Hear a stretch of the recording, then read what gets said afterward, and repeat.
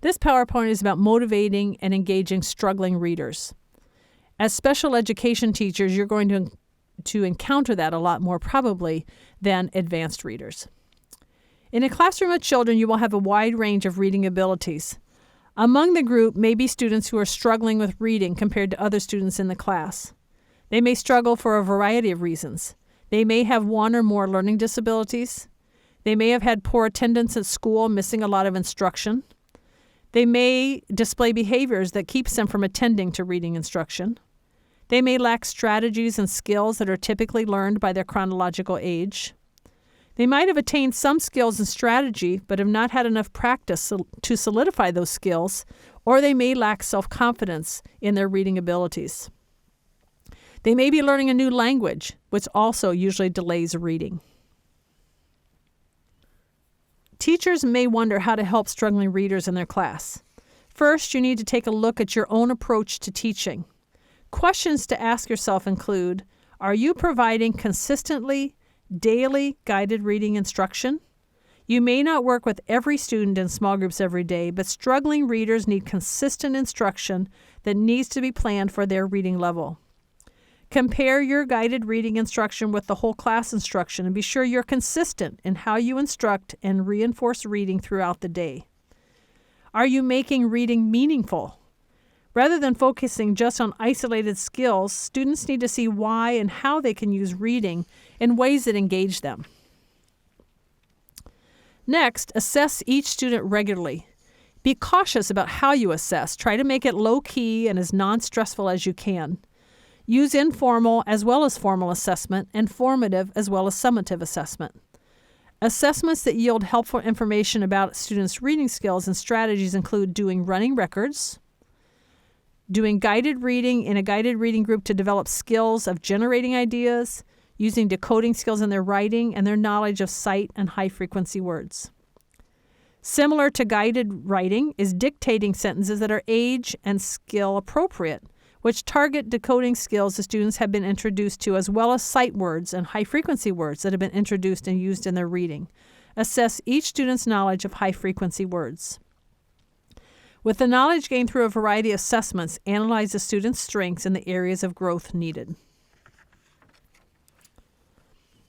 The next 3 slides ask for the support of a colleague. It might be a reading coach or another classroom teacher who can look at your teaching of the student or students.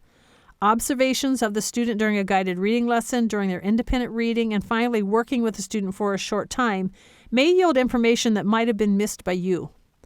Have the observer watch the interactions and behaviors between you and the student. They can record what the student does at points of difficulty in their reading. During individual reading, does a student listen to another student and then copy what they hear or skip ahead, not reading accurately? Are you, the teacher, too supportive or not supportive enough? The observer can also record the prompts and behaviors you use during instruction. Were they appropriate and effective? If the focus student is at the transitional level, have the colleague observe the student during their independent reading outside of small group instruction. Does the child seem to be interested in the book? Is the child focused and working? Do you notice avoidance behavior such as flipping through the book, playing with things in their desk, walking around? After observing the student reading for a few minutes, have the colleague sit down by the student and ask some questions such as, tell me about your book. What do you like about it? Why did you choose that book? How long have you been reading this book? When do you think you might finish it? While sitting with the student, they can ask the student to read a few pages. It should be at their independent or instructional level. Check their comprehension by asking them some questions about the book and praise their work. All students need encouragement, but struggling readers need it consistently. After gathering your own assessment data and from your observer, develop a plan for accelerating the student's reading program. Check your own attitude toward the student. It can be easy to begin to feel negatively toward the student's ability to learn to read or toward their behaviors that affect their reading instruction. Look for the positive and encourage the student. Read through the bullet points on this slide and think about your relationship with the student. These slides have been general information that might apply to all ages and levels of students who are struggling. The following sections of slides will focus on different reading stages. The first section we're going to look at are struggling students who are emergent readers. Emergent readers need to learn the basic reading skills such as the names of letters, sounds that are attributed to the letters, and some sight words. Students need basic vocabulary. English learners will need to build background knowledge when reading. Be intentional about building that background knowledge. Don't assume all students have had the experiences illustrated in books. Assessment of a student's oral language gives information about their understanding the student will have when they read. When having conversations with the student, pay attention to their language knowledge. Next, look at the vocabulary in the specific text for that day. Introduce words and the meaning of words before students read. Emergent readers, and especially those who might be struggling with the reading process, may avoid the risk of making mistakes. When they encounter an unknown word, do they try it or do they wait for help? Sometimes a simple prompt of, "You try it," may be enough to build some confidence. Does a student wait and listen to another student read before they try a new word or sentence? Some of the following skills were mentioned earlier in the PowerPoint, but they especially relate to emergent readers. Assess the student's knowledge of letters, sounds, letter patterns, and full words. Where are they in these skills? Check to see if they're learning sight words, high-frequency words, while they're also learning these earlier skills. Next, assess whether students can read and write CVC words. Do they know the sounds but have difficulty transferring that to graphemes? Has a student learned some strategies to use when encountering unknown words? Strategies such as checking the pictures for clues to the word, looking at the first letter to get ready to say a word.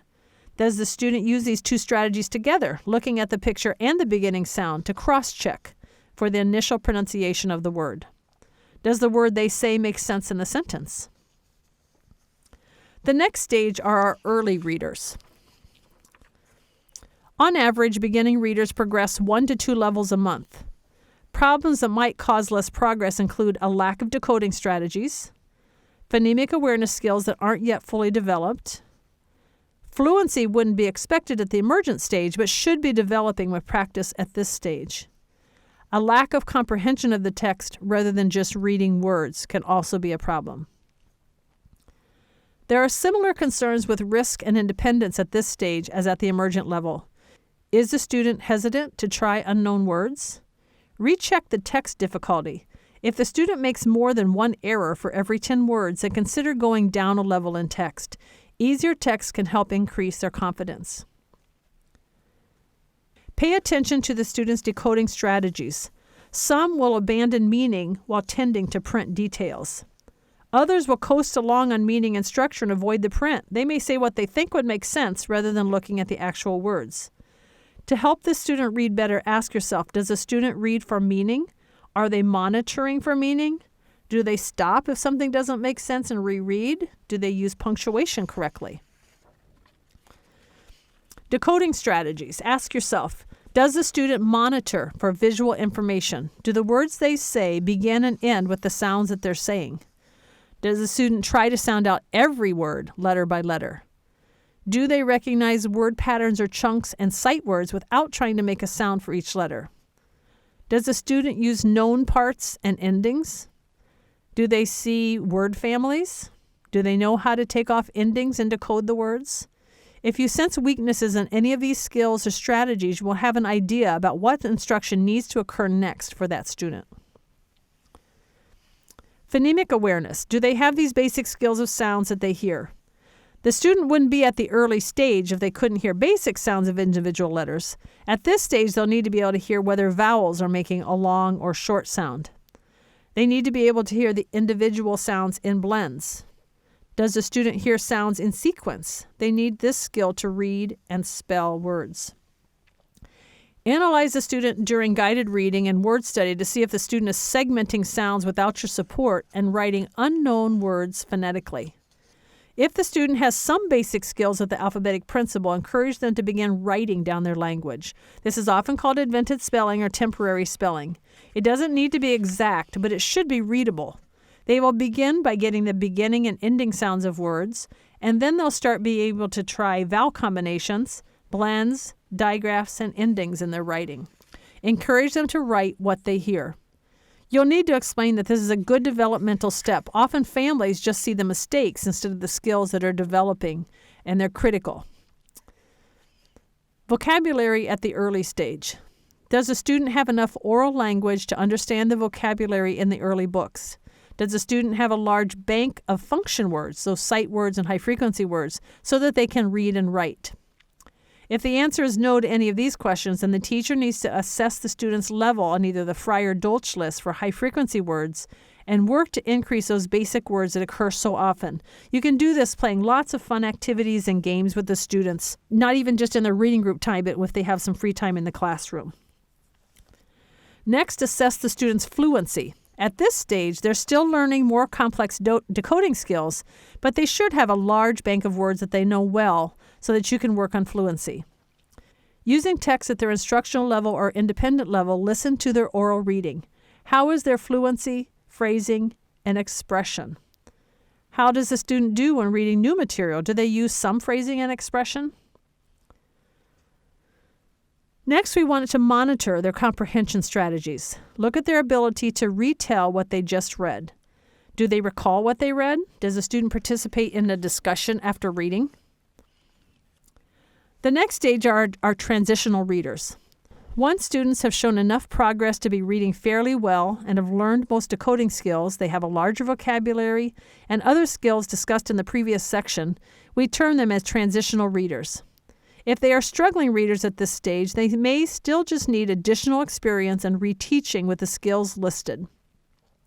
Transitional readers will do more silent reading, but reading aloud is sometimes necessary to assess their skills and strategies.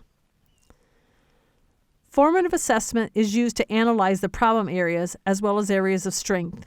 It's important to let students know their strengths instead of always thinking about their problems. Encouraging them can help with their motivation. You can also increase motivation by helping them select texts that interest them and are at their instructional level.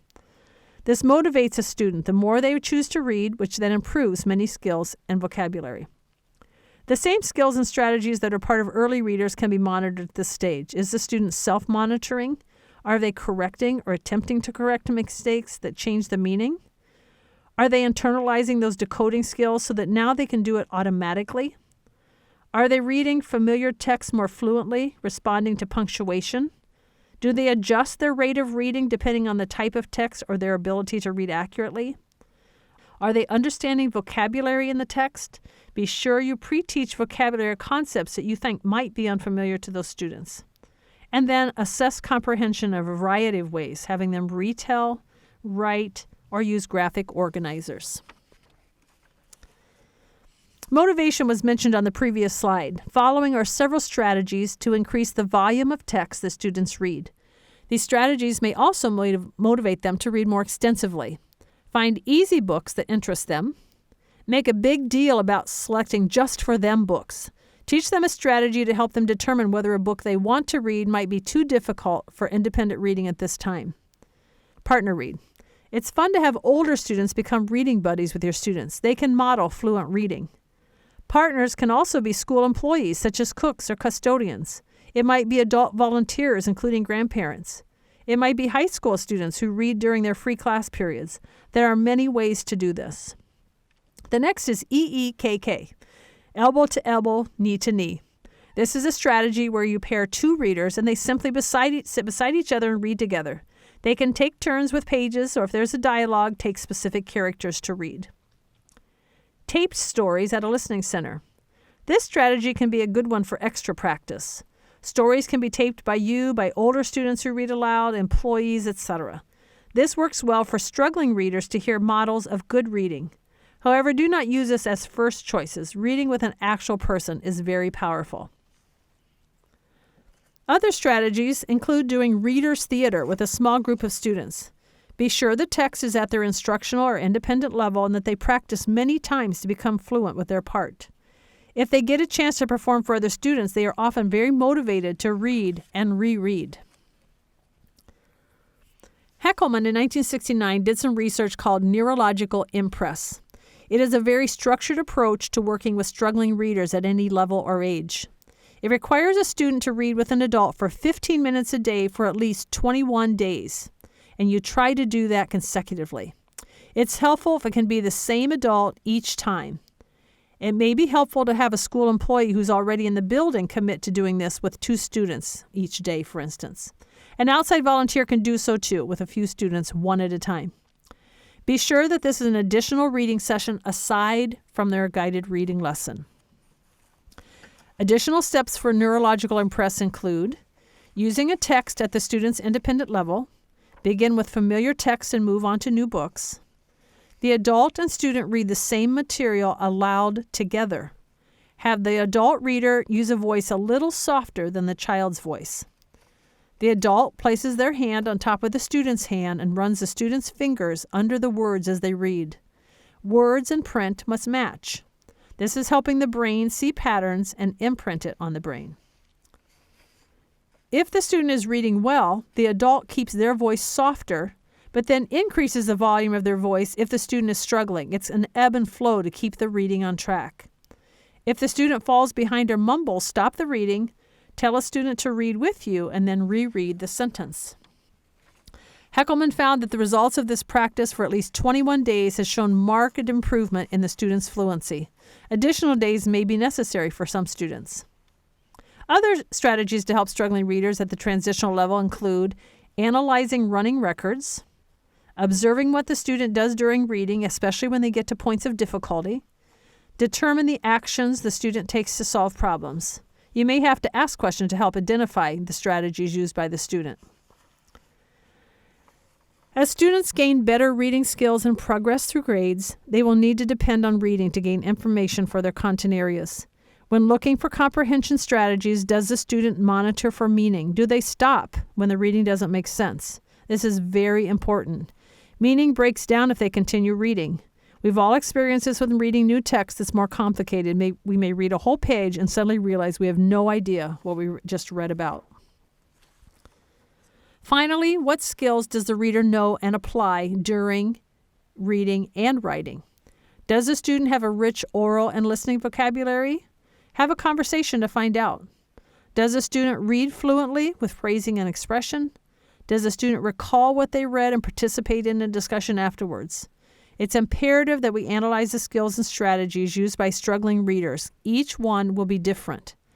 Then, when possible, group students who need work on specific skills. The more we can encourage students and work with them in a positive way instead of seeing just their deficits, the better the chance of helping them improve their skills. We know that with special education students, that sometimes progress is very slow. Be sure that you take a step back sometimes and really look at where they've come.